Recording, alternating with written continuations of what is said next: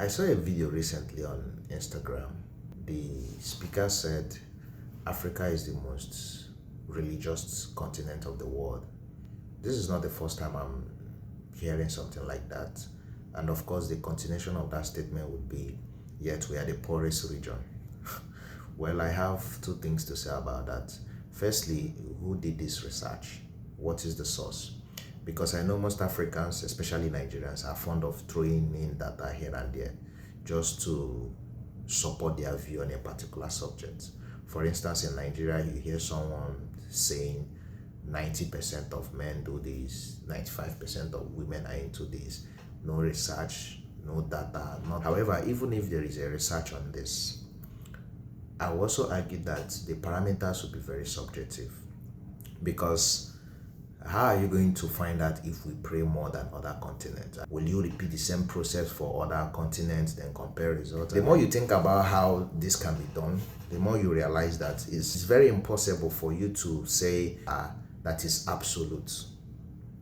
That would be very wrong. Most of the religion originated from Asia. The top 5 all originated from Asia. So those guys are very good at starting religion. The population of Asia is almost 3 times that of Africa. So if these people are good in starting religion and they have the population to back it up, I also imagine that they will have a lot of religious people there. Now, some may say there are some area in Asia that are less religious. That is correct. Like in the east part of Asia, China, Korea, yes, there's very few religious things going on there.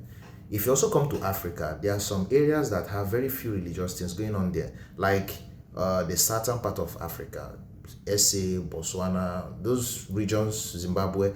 If we look at the area that are more religious, we pick out a country, for instance, India, to compare with our own country. India's population is like 1.4 billion.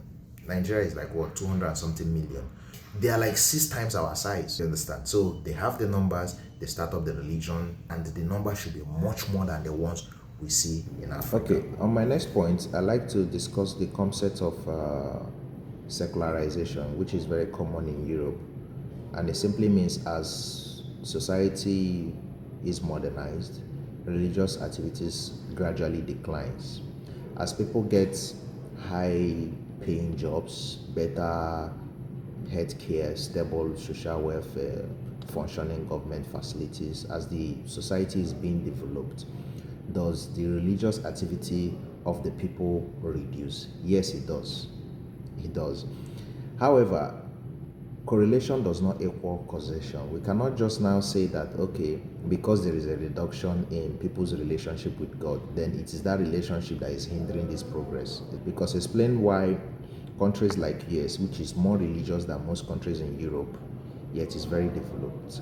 And if you look at another example, places where both religion and development can coexist, countries like Israel, there is high level of technology there, and they are highly religious. Even the Gulf countries, most of them are highly religious and highly developed.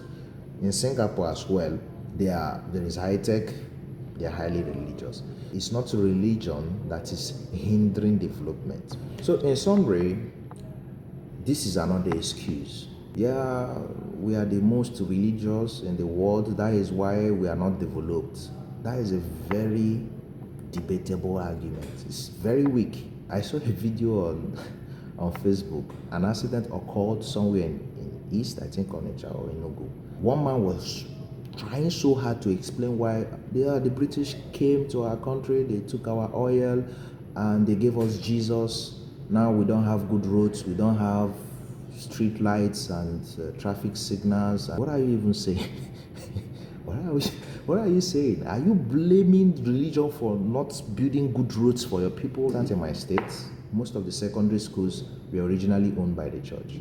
The churches are building hospitals. The church is one of the institutions that is currently teaching good morals, telling people how to behave. There's no place you can learn that. The schools are no longer teaching it, or they're hardly teaching it. Most families are no longer, telling their children the right things to do. No. So when you remove that, what kind of society are we going to have? Well, this is my humble submission. Thank you so much for listening. Speaking volumes.